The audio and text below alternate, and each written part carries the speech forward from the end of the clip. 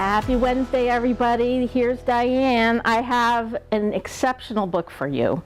Last Saturday during the book sale, a library reader came up to me waving this pink piece of paper and saying, Diane, I love the books that you recommend, but I have one for you. So the book that she's recommending that we all read is called The Book of Lost Friends. It's written by Lisa Wingate. It's available in hardcover. It's available as a digital version. So any version that you're interested in, you'll be able to read. So the title is The Book of Lost Friends by Lisa Wingate. When you read it, let me know what you think. I'm going to be reading it myself. Take care. See you next week. So what would you do if you thought your whole life was a lie? Well, the year is 1998, and Jess Flynn is your typical high schooler doing typical high school things. Hanging out with her friends, crushing on her bestie, dealing with overprotective parents, and looking forward to going to college, someplace bigger, and getting her out of her small little town.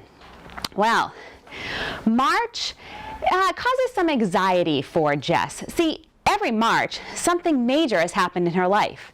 One March, her sister became really ill. Another March, a tornado happened.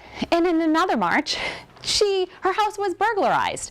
So when March comes around, Jess is on a heightened alert. She pays particular attention to what's going on around her. Well, this year, things are really strange. She's hearing voices that nobody else hears.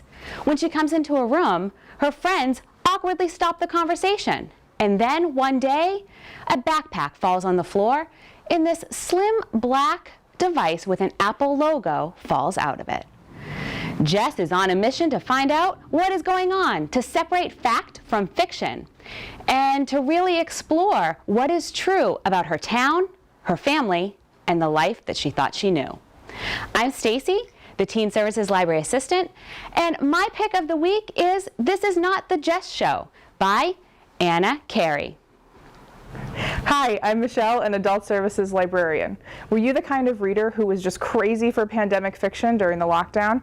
Maybe you couldn't get enough of survivors facing apocalyptic scenarios in the middle of our own emergency. Well, you aren't alone. Plenty of people thought that they could find comfort in these end-of-the-world tales. If you were one of them, I've got another pick for your list, because my pick of the week is Bird Box by Josh Malerman. Even though it's technically horror, don't let that title scare you away.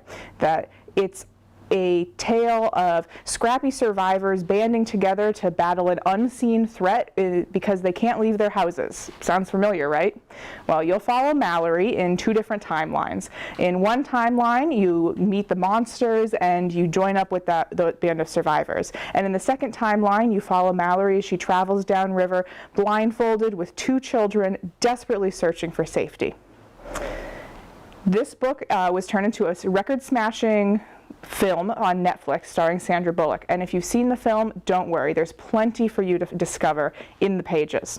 Malerman's writing is very descriptive. For most of the story, the characters are blindfolded, so the author has to use all the other senses to create an immersive experience.